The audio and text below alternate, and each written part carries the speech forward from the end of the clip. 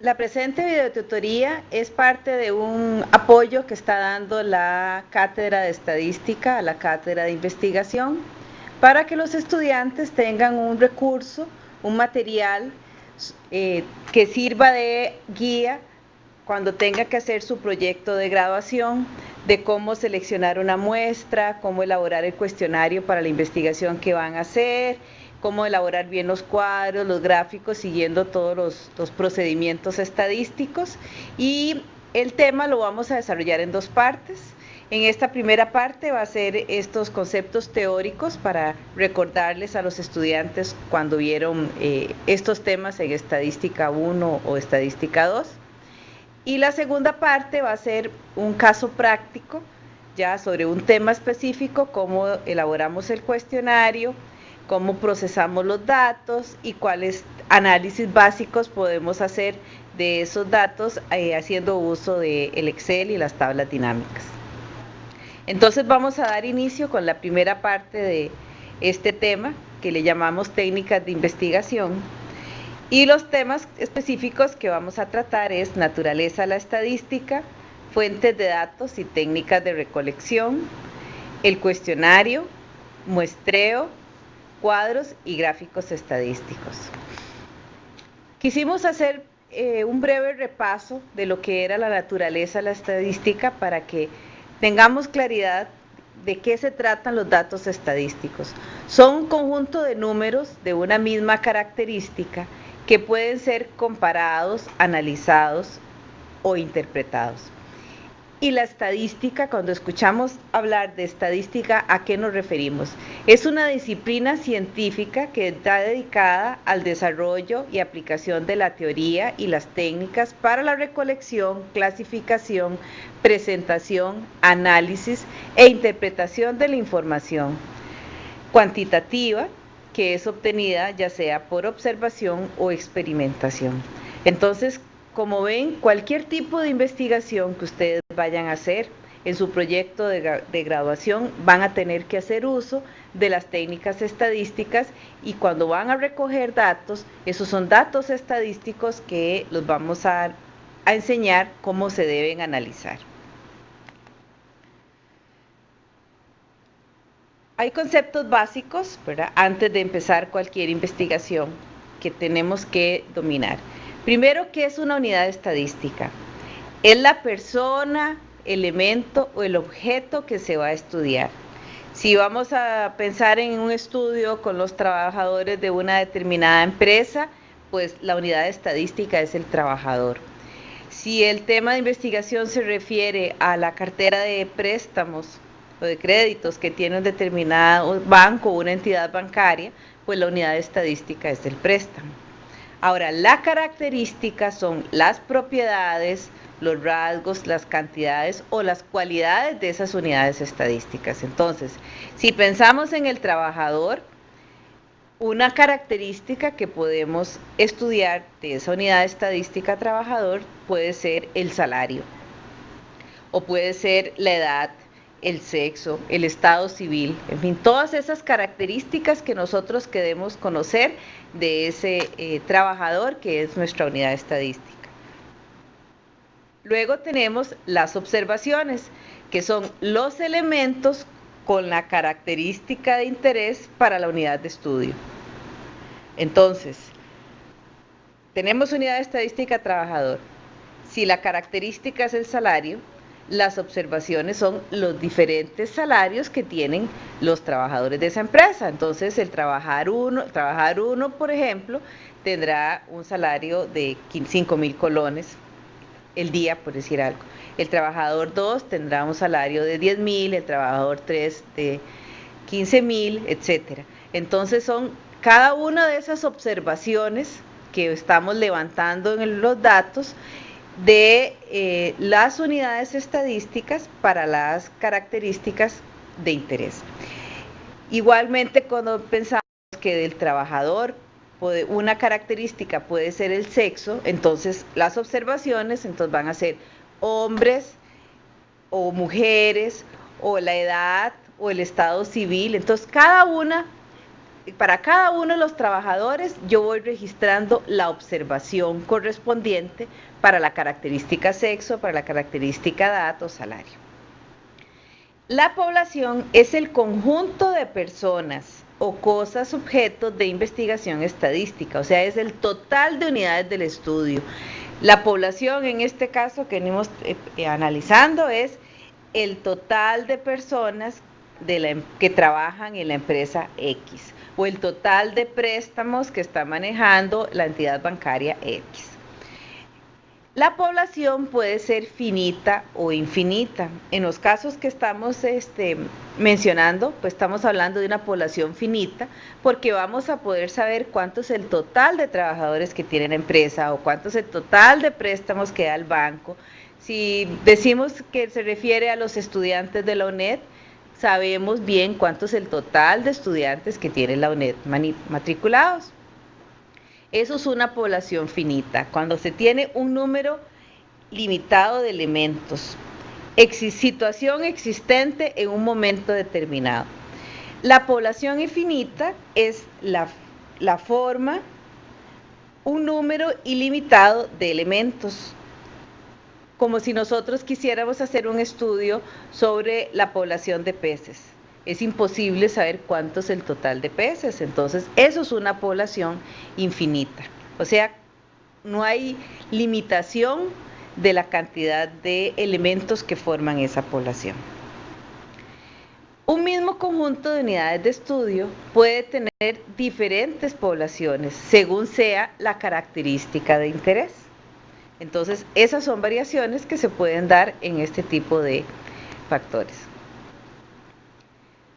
Ahora, muy frecuentemente nosotros hablamos de variables. Entonces, ¿qué es una variable? Cuando una característica toma valores diferentes para cada unidad de estudio de una población. Entonces, si nosotros hablamos antes de las características que puede ser el sexo, la edad, el salario, esas son variables. ¿Por qué? Porque el valor que puede tomar la variable sexo entre una persona y otra es diferente. La edad que puede tener entre una persona y otra es diferente, o sea, varía. El salario me va a variar entre una persona y otra. Entonces, a eso es lo que se le llama variable. Cuando la característica puede tomar diferentes valores en cada una de las unidades de estudio. Pueden haber variables cuantitativas continuas cuando la variable puede tomar cualquier valor dentro de un intervalo. Por ejemplo, el peso. Entre 60 y 65 kilos pueden haber una cantidad indeterminada de valores. La persona puede pesar 60.3, 60.35, 34, 39, etc. Entonces, entre un valor y otro, la variable puede tomar un valor indeterminado ahí. Entonces, variables continuas pueden ser el peso, el tamaño, la edad es una variable continua, porque nosotros entre 15 y 16 años hay diferentes edades que pueden haber, si lo contamos por meses, días, horas. Entonces, eso es importante tenerlo en cuenta porque es una de las variables que más confusión crean en el término de la edad. Pensamos que la edad es una variable discreta, no, es una variable continua, porque puede tomar cualquier valor entre uno y otro número. Luego tenemos las cuantitativas discretas, cuando la variable solo puede tomar un determinado valor en el intervalo. O sea, si hablamos del número de hijos de una persona, solo puede tener 1 o 2 o 3. No pueden haber medios hijos, aunque la mujer esté embarazada. Entonces, eso es una variable cuantitativa discreta. El número de casas, el número de carros que podemos tener. Entonces, podemos contarlos, pero solamente puede tomar un valor determinado entre el intervalo. Y luego tenemos las variables cualitativas o atributos, que, como dice la palabra, son atributos de la persona que estamos analizando. Entonces, el estado civil, el color de los ojos, el sexo, ya el lugar de residencia, como ven, ya son características también de esa persona, pero que no las podemos contar como las cuantitativas, sino que son cualidades o atributos. Y aquí es importante, tal vez antes de continuar, que debemos tener claro cuál tipo de variable es cuando estemos haciendo el análisis, si son variables cualitativas o cuantitativas, porque en función de eso es el tipo de manejo de los datos que debemos darle al final cuando estemos haciendo el análisis de resultados. Ahora, hay estadística descriptiva y estadística inferencial. La descriptiva es un análisis de un conjunto de datos observados para su descripción o caracterización. O sea, yo puedo sacar una muestra muy específica de los compañeros de la clase o de todos los estudiantes del curso de estadística. Entonces, hago un análisis de esa muestra, una descripción de lo que me está reflejando los estudiantes que seleccioné. Eso es descriptivo.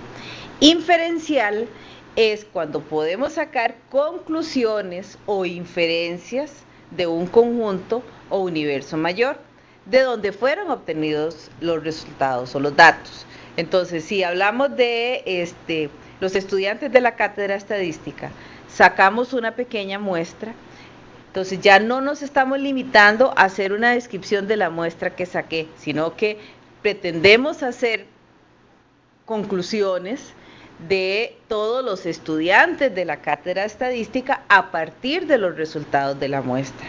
Eso es lo que se le llama estadística inferencial.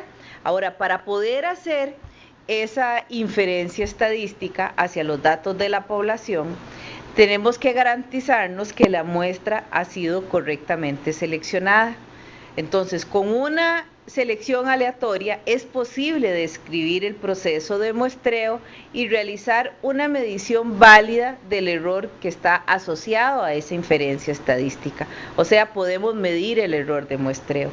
Entonces, la inferencia estadística la podemos hacer en la medida que hagamos una muestra con toda la rigurosidad estadística, y la selección que se haga también aleatoriamente de los elementos de la muestra que seleccionamos, y como vamos a ver más adelante, que apliquemos un cuestionario que realmente refleje lo que nosotros queremos investigar y que hagamos un análisis de los resultados correctos. Entonces, siguiendo todos los pasos y pensando en una selección aleatoria, un muestreo aleatorio, nosotros podemos tener la seguridad de que los resultados que obtenemos son representativos de la población con un determinado error que podemos trabajar con un error estimado y con un nivel de confianza que nos garantiza la confiabilidad de los datos. Estos son los pasos que normalmente debemos de seguir cuando vamos a hacer cualquier tipo de análisis. Lo primero que debemos analizar son las fuentes de datos. ¿Con qué información cuento cuando vamos a empezar la investigación? Puede ser que para el tema en investigación en particular exista la información, o sea, empezamos a hacer la investigación y hay datos, pero esos datos existentes pueden provenir de dos tipos de fuentes internas o de fuentes externas. Internas se refiere cuando son cuando son datos que fueron obtenidos propiamente de la misma unidad estadística de un determinado análisis, de una determinada institución, por ejemplo. Si estamos pensando en información de precios, que queremos analizar los precios de los productos agrícolas en las ferias del agricultor. Si vamos al Consejo Nacional de Producción, ellos generan los precios, recolectan los precios en las ferias del agricultor todos los fines de semana. Ellos son una fuente interna, o sea, lo que tienen datos ahí que son de ellos, ¿verdad? Son los generadores de la información. Pero si yo no como yo trabajo en el CNP, yo puedo decir que es información interna, pero si es un estudiante el que llega al CNP a averiguar sobre los datos, entonces para él el CNP es una fuente existente de datos, pero es una fuente externa, porque ya no son datos generados por el estudiante, sino que son generados por una institución del gobierno. Entonces, ok, es una fuente externa y ahora hago otra valoración. Esa fuente externa de los datos que encontramos, ¿es una fuente primaria o es una fuente secundaria? Es una fuente primaria en la medida en que esa institución es la que recolecta los datos, o es una fuente secundaria en la medida en que la institución disponibiliza los datos, pero no es el generador primario de la información. Volvamos al tema de los precios. Entonces, si hablamos de precios en ferias del agricultor, el CNP es una fuente primaria porque es el que levanta la información de precios. Pero si resulta que ustedes dicen, ok, yo quiero hacer un análisis de los precios de yuca. Si es precios nacionales, el CNP es primario. Pero si ustedes dicen, pero yo quiero saber cómo está el precio de la yuca en los mercados internacionales donde Costa Rica exporta, entonces el CNP también le brinda la información de los precios, pero en este caso se convierte en una fuente secundaria, porque los datos de precios en Estados Unidos de la yuca no son recolectados por el CNP, son recolectados por el Departamento de Agricultura de Estados Unidos, por ejemplo. Entonces el CNP le facilita los datos, pero es una fuente secundaria. Y bien, podría darse el caso entonces de que dependiendo del tema de investigación, los datos no existan en ninguna institución. Entonces tenemos que pensar en hacer el levantamiento de la información, porque los datos no son existentes. Hay diferentes formas de levantar los datos, diferentes medios. Puede ser a través de una observación, que ahora vamos a ver el detalle de cómo es, a través de una entrevista, de registro o de envío de cuestionarios.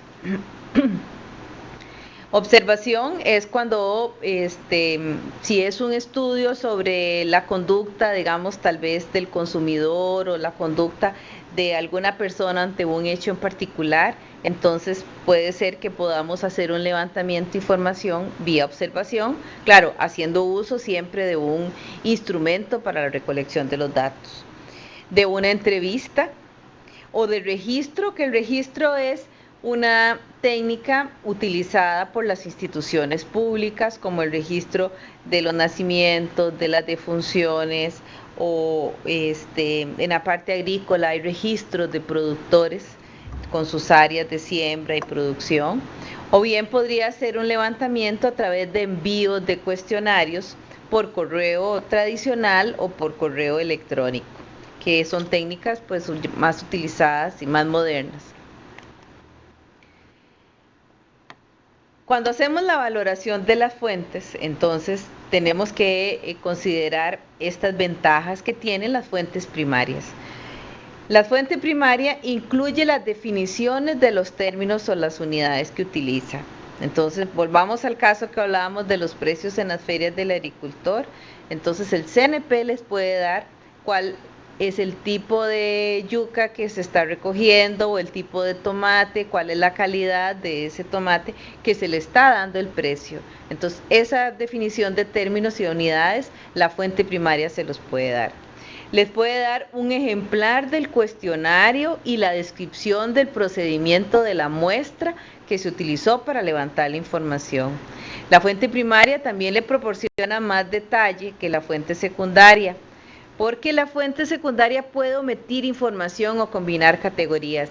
Cuando el CNP, por ejemplo, le procesa datos de precios internacionales de cualquier producto, como les decía, no es una fuente primaria, es la secundaria porque toma los precios del Departamento de Agricultura, se hacen agregaciones de datos diferentes, se procesan los datos en cuadros más resumidos, en cuadros que pueden tener un menor detalle de la información, y en ese resumen de información para facilitar la interpretación al usuario se pierde detalle de información que a lo mejor nosotros como investigadores pues no nos va a servir.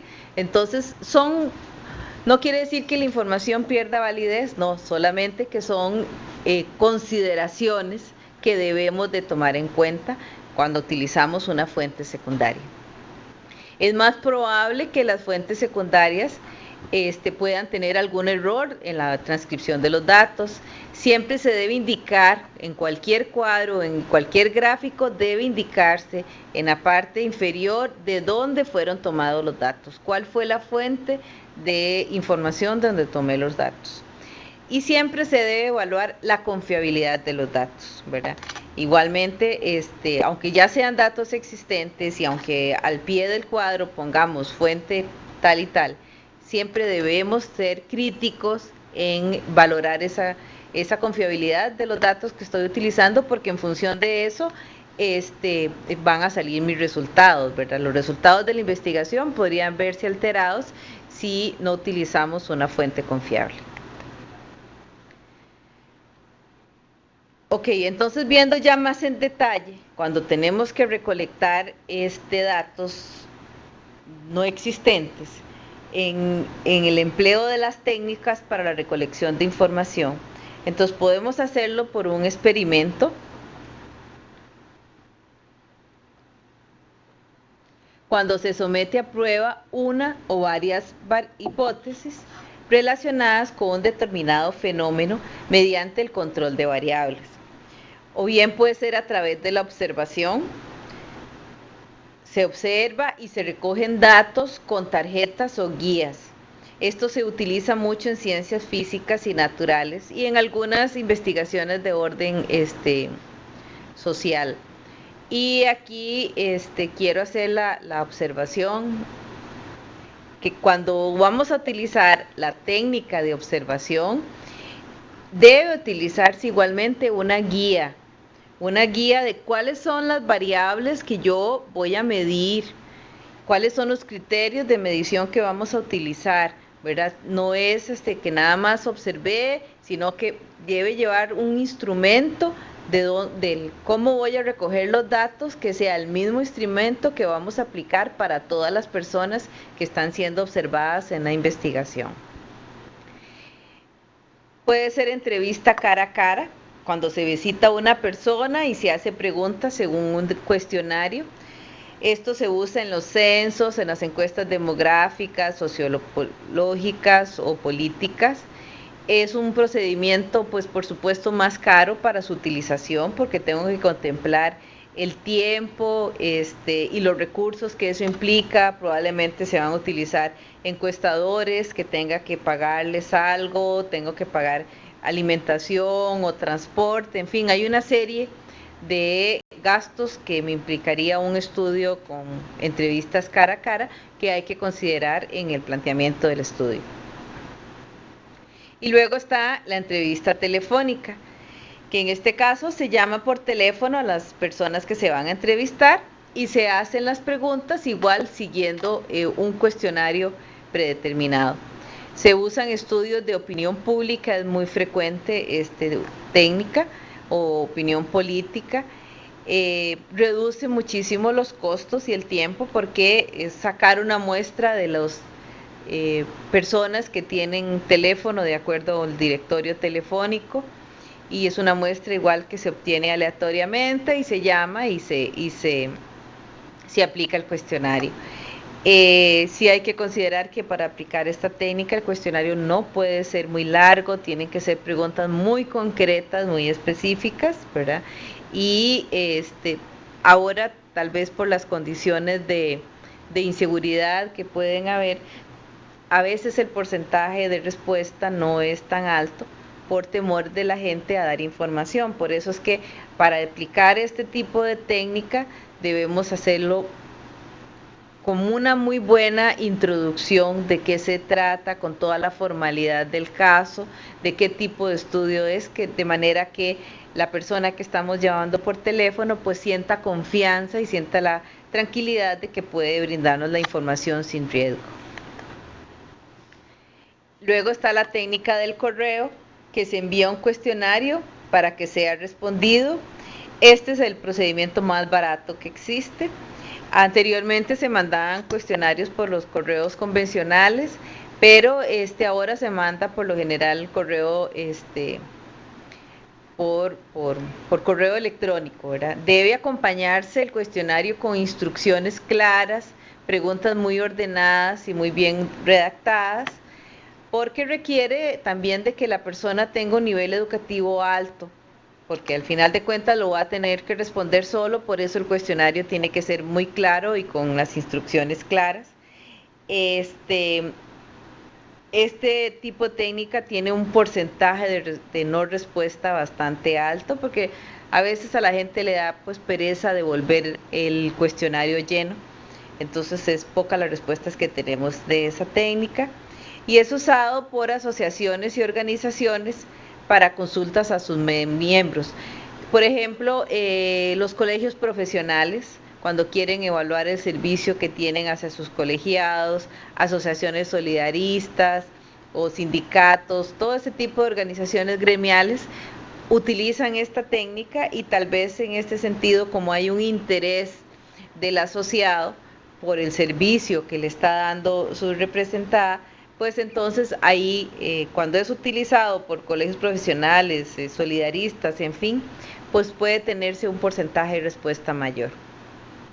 Luego, las encuestas por internet son una nueva versión de entrevista por correo. Puede contactarse a muchas personas en poco tiempo, es un bajo costo y es mucho más rápido obtener los datos.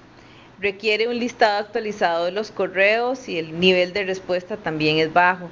Ahora hay software que permiten hacer las encuestas en línea de una vez. Entonces no tiene que mandar el cuestionario como tradicionalmente se hace, sino que son cuestionarios ya virtuales donde la persona de una vez nada más van dando clic a las respuestas. Incluso estos software permiten ir procesando un poco la información que se va recolectando. Por registro, como les decía, es una técnica casi exclusiva de las instituciones públicas. Registros de nacimientos, de funciones, matrimonios, es muy barato también. Y la encuesta autoadministrada a personas o grupos, también es de bajo costo y cómodo, y esto se utiliza para poblaciones cautivas. ¿Cuándo es esto?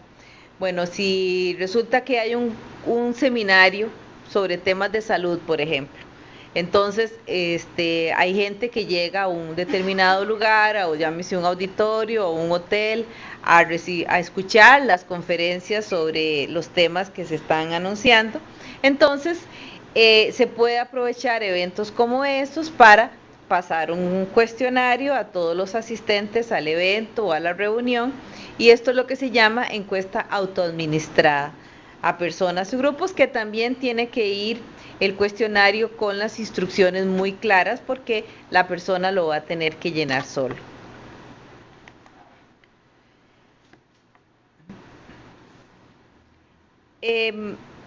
Estos son los pasos que normalmente se deben de seguir para cualquier investigación que se vaya a hacer, ya sea su trabajo de graduación o algún otro informe, o en la práctica también, que tengamos que nuestra vida laboral que hacer una investigación. Pues estos son pasos que debemos seguir para poder hacerlo con toda la rigurosidad del caso y poder tener resultados realmente confiables y representativos de la población de estudio. Primero hay que hacer una definición del problema. ¿Qué es lo que nosotros queremos investigar? ¿Qué es la incógnita que existe sobre la cual vamos a centrar la investigación y para obtener los resultados? Definimos el problema, definimos cuál es el propósito o los objetivos del estudio, y a partir de esta definición de objetivos, entonces hacemos un plan de trabajo. Dentro de este plan de trabajo también ya tiene que irse contemplando la construcción del cuestionario. Entonces, el cuestionario tiene que responder a las interrogantes o a los objetivos del estudio Entonces, tenemos que garantizar que todas las preguntas que se van a ir formulando en ese cuestionario realmente me va a arrojar la información que necesito para responder las interrogantes de la investigación y que están relacionados con los objetivos del estudio. Luego hacemos el diseño y la selección de la muestra. Esto quiere decir que aquí se contempla no solamente el tamaño de muestra que yo voy a utilizar, cuánta gente voy a entrevistar, sino que también cómo voy a seleccionar esas personas que van a conformar la muestra. Y todos estos temas van a relacionados, ¿verdad? Porque en función de el método de selección de la muestra, como hablábamos antes, si es una entrevista telefónica o si es una entrevista cara a cara o si es una entrevista autoadministrada, dependiendo de eso también es el cuestionario, ¿verdad? Porque algunos tendrá que ser mucho más conciso, como hablábamos, si es una encuesta telefónica o si es autoadministrada, deberán llevar instrucciones diferentes, mucho más detalladas, que si tal vez es una entrevista cara a cara, donde yo voy a tener la oportunidad de poderle explicar mejor al entrevistado en qué consiste el estudio. Entonces, estos son pasos que están relacionados entre sí y que debemos hacerlo con mucho cuidado, ¿verdad? Como les digo, el cuestionario nos va a proporcionar realmente la información que requerimos para poder cumplir con los objetivos planteados. Luego seguiría la preparación y ejecución del trabajo de campo. Entonces, ¿cómo vamos a levantar los datos? Si va a ser de manera domiciliaria o cara a cara, ¿qué recursos ocupamos para eso? ¿En qué plazo lo vamos a hacer? Todo ese tipo de detalles deben ir en esta etapa de preparación del trabajo de campo. Luego, la elaboración del plan de análisis, ¿verdad? ¿Cómo lo vamos a analizar toda esta información? ¿Cuáles son los reportes que yo quiero, los flujos de información que yo quiero tener de la investigación? Todo eso lo tengo que diseñar previamente. Y esto también va a depender del procesamiento de la información. ¿Dónde voy a procesar yo todos los datos que obtengo de la aplicación del cuestionario?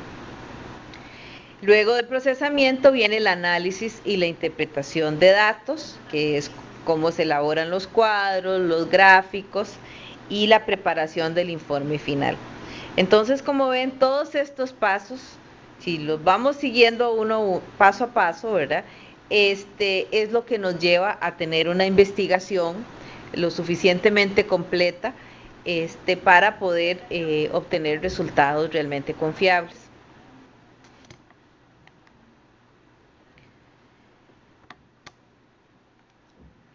Luego de hacer el repaso por los pasos para la investigación, entonces, bueno, ahora sí, vamos en el detalle. Lo primero que debemos hacer es el cuestionario. La preparación y la aplicación del cuestionario depende de la técnica de datos que vamos a escoger, como les decía hace un rato. Si es telefónica, si es domiciliaria, si es autoadministrada, si es por observación también. Entonces tenemos que tener claridad de qué técnica vamos a utilizar y en función de eso vamos haciendo el cuestionario. Un buen cuestionario es lo esencial en una encuesta. A través del cuestionario puedo obtener, por medio de las preguntas, las respuestas necesarias para cumplir los objetivos de la investigación.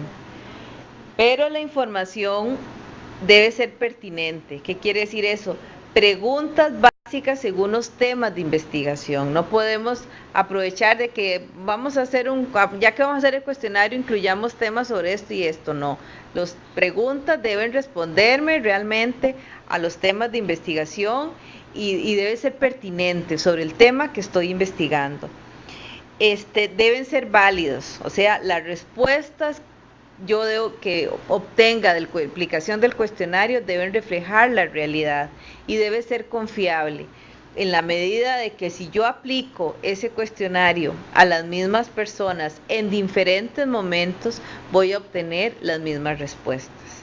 Entonces, para que vean que también la formulación de las preguntas en el cuestionario tiene su ciencia, ¿verdad? Hay formas de preguntar que nos garantice que la información obtenida va a cumplir con esto: pertinencia, validez y confiabilidad.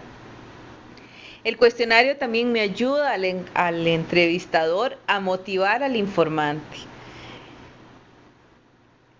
En el cuestionario podemos poner instrucciones en cada una de las preguntas donde el encuestador sabe que las instrucciones que van a ir ahí en letra mayúscula, por ejemplo, son para él.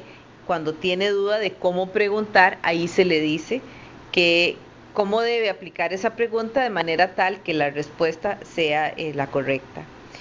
El cuestionario debe llevar un orden, ¿verdad?, determinado. No podemos hacerlo así como saltar de una pregunta a otra sin ningún sentido, ¿verdad? Debe tener un orden, y la redacción de las preguntas también deben ser adecuadas. No podemos preguntar en negativo, ¿verdad? Ni tampoco preguntar sugiriendo ya una respuesta. El cuestionario también tiene como función facilitar la codificación y el procesamiento de los datos. Cuando ponemos cuestionarios ya con preguntas precodificadas, facilita muchísimo el procesamiento. Primero deben plantearse las preguntas de investigación. Entonces, a partir de los objetivos, planteamos las preguntas de investigación. ¿Qué es lo que yo quiero averiguar para poder responder esos objetivos? Estas son preguntas amplias, preguntas grandes o gruesas, digamos. A partir de ellas se formulan las preguntas del cuestionario, que son más específicas, y pueden plantearse varias preguntas para responder una sola interrogante. O sea, a partir de esas preguntas, temas de investigación o preguntas de investigación amplias, podemos desarrollar varias preguntas específicas que son las que van a ir en el cuestionario para responder un solo tema de investigación. Deben ser redactadas las preguntas en términos sencillos y fáciles de entender. Hay preguntas cerradas, que son preguntas que ya las respuestas están limitadas a alternativas definidas previamente. Estas son mucho más fáciles de procesar y analizar, pero limita la respuesta, porque si hacemos la pregunta y de una vez le damos las posibles respuestas, no le damos la posibilidad a la persona de que pueda ampliar sobre el tema. Pero tiene sus pros y sus contras, ¿verdad? Es más fácil. Esto lo podemos hacer en la medida en que sepamos cuáles son las respuestas posibles, o que puede ser que exista el interés en centrar las respuestas en determinados aspectos. También pueden haber respuestas cerradas, preguntas cerradas con opciones múltiples, o sea, no solamente es de una respuesta única, sino que pueden responder varias opciones. Hay preguntas abiertas, que son las preguntas de respuesta libre. Son útiles en temas de opinión o cuando no están bien definidas las respuestas, entonces la dejamos abierta para que la persona pueda expresarse.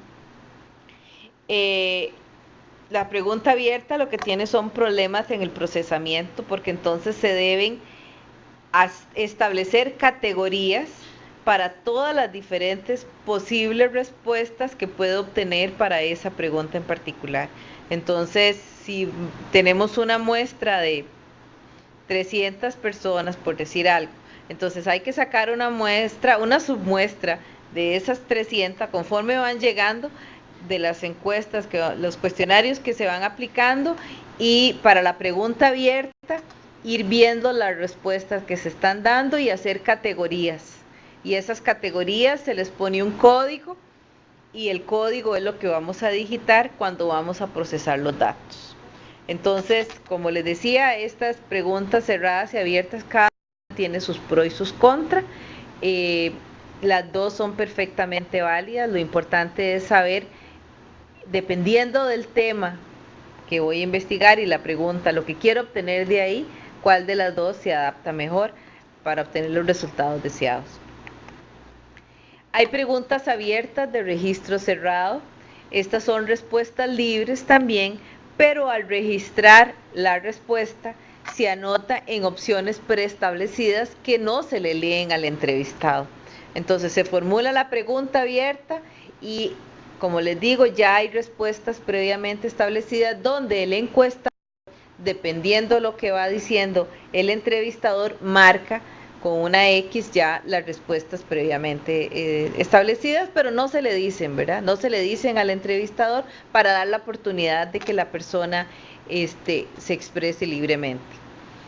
Y luego hay preguntas semiabiertas, que son preguntas cerradas, donde ya están las respuestas previamente establecidas, pero deja la posibilidad de agregar otra respuesta. Entonces se pone un otros, por ejemplo, entonces ahí se pone la respuesta adicional que dio el entrevistado.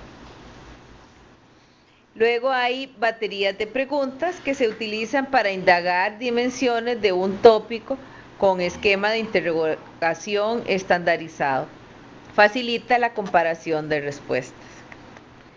Sobre estos temas, les recuerdo que en la segunda parte de esta videotutoría vamos a ver un ejemplo, ¿verdad?, de un cuestionario para un tema específico y estos diferentes tipos de preguntas que estamos viendo aquí. Ok, las otras factores o consideraciones que también debemos tomar en cuenta es que las preguntas deben tener un orden. Hay que cuidarse de la contaminación de las preguntas. Eso es que puede ser que una pregunta que estemos haciendo en un lugar no adecuado en el cuestionario me genere información que cuando aplique una nueva pregunta posteriormente esté induciendo a una respuesta. Entonces, es importante que el orden que le dé a las preguntas, hacer pruebas del cuestionario antes de tirarnos, como decimos nosotros, tirarnos a aplicar toda la muestra, hacer primero pruebas para ver que haya un buen ordenamiento de las preguntas. Puede ser, dependiendo del tema de investigación, que se den preguntas delicadas, ¿verdad? Cuando hay preguntas que tienen que ver con comportamientos tal vez sexuales o en fin, dependiendo del tema de investigación, que pueden ser más delicados, o temas de agresiones, en fin, que para llegar a formular preguntas de esas, pues hay que establecer preguntas de calentamiento, se llama, o sea, vamos preguntando sutilmente y vamos introduciendo el tema poco a poco hasta llegar ya como a la pregunta tal vez más sensible o más delicada, para que no haya reacción en el entrevistado. Luego, el número de preguntas no debe ser muy grande. Los cuestionarios grandes cuesta mucho aplicarlos, sin embargo hay algunos temas de investigación, ¿verdad?, que requieren de cuestionarios grandes, pero normalmente en los estudios de investigación para efectos de tesis o de proyectos de graduación de estudiantes, pues no se recomienda cuestionarios muy grandes, porque es muy probable de que tal vez no les vayan a dar la respuesta que se necesita.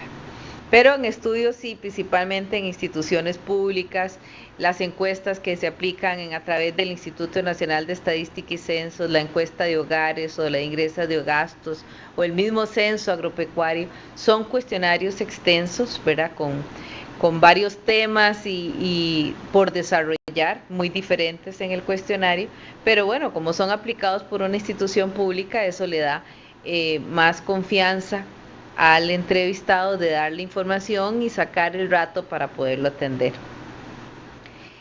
Las preguntas deben redactarse de una manera simple, no ambiguas, ¿verdad? No usar en ningún momento preguntas en términos negativos, ni bidimensionales. O sea, ¿qué quiere decir? Que no preguntar en una sola pregunta dos cosas, ¿verdad? Entonces, si hay dos cosas que queremos hacerlas, separémoslas en dos preguntas independientes, y no en una sola pregunta dos cosas, dos temas, no es correcto. Debe ponerse instrucciones para el entrevistador. Como les decía, esas instrucciones deben ir en letra grande. una introducción donde se explique los propósitos y por qué se solicita la colaboración para contestar las preguntas. Y en la medida de lo posible, las respuestas deben estar precodificadas. Y como les decía, hacer una prueba del cuestionario que se aplica a una muestra de la población para determinar posibles respuestas, principalmente para las preguntas abiertas.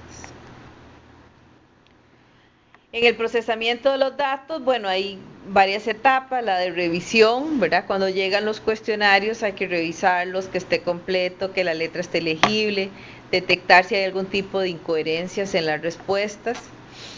Luego se debe todo el proceso de codificación, de manera de que cuando vayamos a hacer la digitación de los datos, pues lo más fácil es digitar puros números, ¿verdad? Entonces para eso debemos codificar las preguntas abiertas, como hablábamos hace un rato, con categorías, de manera que traslademos en el procesamiento de datos solamente números. Ok, estos son los temas básicos del cuestionario. Ahora, ¿cuáles son las razones que tenemos para llegar a sacar una muestra y no aplicar el cuestionario a la población total? Primero, que puede ser que establecer contacto con toda la población requiera de mucho tiempo o sea muy caro, ¿verdad? Es un costo alto estudiar a todos los elementos de la población. Entonces, todo depende del tamaño de la población que yo tenga. Si es una población pequeña, pues podría ser que se valore entonces entrevistar a todos. Sin embargo, normalmente cuando llegamos al muestreo es porque justamente necesitamos reducir el costo y el tiempo que tenemos para la investigación. Es imposible también en algunos casos verificar de manera física todos los elementos de la población, por eso es que muestreamos, y en algunos otros casos cuando son pruebas de naturaleza destructiva, digamos, como por ejemplo las muestras de laboratorio que se deben destruir, pues es un hecho que no podemos llegar al total de la población. Ahora, para seleccionar la muestra lo podemos hacer con un muestreo aleatorio o al azar, que esto puede ser un muestreo simple al azar, donde todos los elementos de la población tienen la misma probabilidad de ser seleccionados. Esta es la característica básica de este tipo de muestreo. Todos, cualquier persona de esa población tiene la misma probabilidad de ser seleccionado en la muestra. El otro tipo de muestreo es intencional, o sea, es a juicio de una persona para la selección.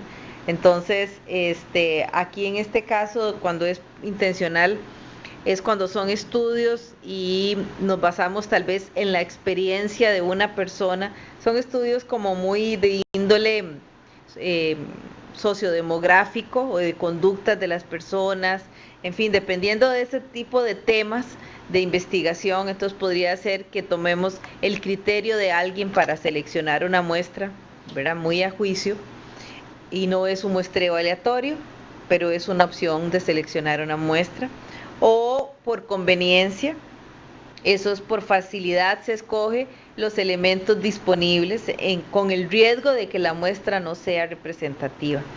Entonces, si nosotros queremos hacer un estudio sobre el comportamiento de los estudiantes, puede ser que por facilidad se haya determinado tomar los estudiantes solo de un grupo o solo los que llegan a un centro universitario.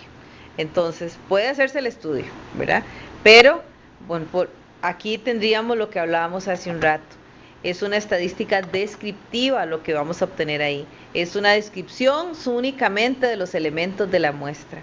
Cuando sacamos una muestra a juicio o por conveniencia, no podemos decir que los resultados de esa muestra son representativos de la población, porque no fue un muestreo aleatorio.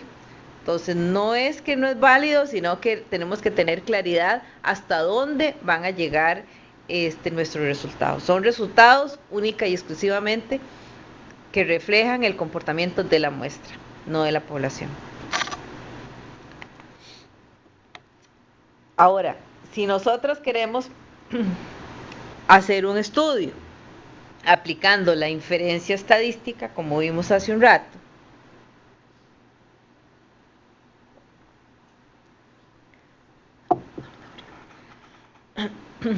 aplicando la inferencia estadística, entonces tenemos que tener un muestreo aleatorio. Y hay 4 tipos básicos de muestreo aleatorio. El aleatorio simple, donde cada elemento o individuo de la población tiene la misma posibilidad de ser seleccionado. Para esto primero se enumeran todos los elementos de la población y luego se seleccionan al azar. ¿Cómo los podemos seleccionar? Bueno, sí, podemos hacer uso de la tabla de números aleatorios que está en la mayoría de los libros de estadística. Ahora también el Excel, por ejemplo, o en el mismo Internet, hay generadores de números aleatorios. Entonces, nada más les decimos, bueno, la población es de 200, por decir algo, queremos sacar una muestra de 20, y entonces el sistema automáticamente me genera 20 números aleatorios dentro de esa población de 200. Por eso es que tenemos que tener todos los elementos de la población previamente enumerados para cuando el generador de números aleatorios me diga va a ser el 4, el 5, el 10, el 40, yo sepa a qué persona corresponde ese número aleatorio que salió al azar. El muestreo aleatorio sistemático consiste en seleccionar un punto aleatorio de inicio y posteriormente se elige cada késimo miembro de la población. Entonces, si tenemos un tamaño de la población, digamos 100, y un tamaño de muestra, digamos 10, dividimos 100 entre 10, esto nos va a dar 10. Quiere decir que selecciono un número al azar. Tenemos aquí 100 entre 10, quiere decir que el término K va a ser 10.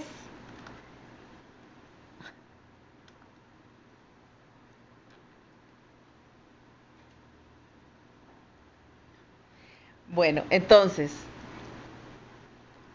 saco un número aleatorio entre 1 y 10. Si este número aleatorio, digamos que salió 4, quiere decir que voy seleccionando cada 4. Entonces, el primer número seleccionado es el 4, el siguiente número seleccionado será el 14, el siguiente el 24, y así sucesivamente hasta que voy a obtener los 10 elementos que van a conformar la muestra. Eso es el muestreo de selección sistemático. Pero como ven, igual que el anterior, yo tengo que tener los elementos de la población enumerados para saber que cuando selecciono el elemento 4 o el elemento 14 o el elemento 24, a quién corresponde. Entonces, siempre requiere la enumeración de los elementos de la población, pero el método de selección de los elementos es un poco diferente. Luego tenemos un muestreo aleatorio estratificado, que para esto entonces lo que consiste en tomar la población, se divide en subgrupos denominados estratos y se selecciona al azar una muestra de cada uno de los estratos. El tamaño de la muestra en cada estrato es proporcional a la frecuencia relativa del estrato en la población. Este caso lo vamos a desarrollar en la próxima lámina, entonces vamos a ver en detalle cómo hacemos en el caso de un muestreo estratificado. Pero aquí lo que interesa es que veamos que el tamaño de la muestra, como dice aquí, en cada estrato es proporcional a la frecuencia relativa del estrato de la población. Quiere decir que si nosotros dividimos la población en grupos, en estratos, dependiendo de una determinada característica de interés, la muestra que saquemos va a estar distribuida proporcionalmente dependiendo del tamaño del estrato. Si en un determinado estrato yo tengo 100 personas y en el otro tengo 20 y en el otro tengo 30, entonces sacamos cuánto es la distribución proporcional de gente en cada uno de esos estratos, de manera que la muestra que yo saque me salga representativa dependiendo del tamaño del estrato. Si en el estrato donde hay 100 personas, la muestra que yo saque tiene que ser mayor cantidad de gente del estrato mayor y una muestra más pequeña del estrato con menos elementos. Como les digo, ahorita vamos a ver un ejemplo. Y el muestreo por conglomerados, la población se divide en conglomerados a partir de los límites naturales geográficos o de otra clase. Se seleccionan conglomerados al azar y se toma una muestra aleatoria de elementos de cada grupo. Esto es muy utilizado, digamos, cuando utilizamos los conglomerados, por ejemplo,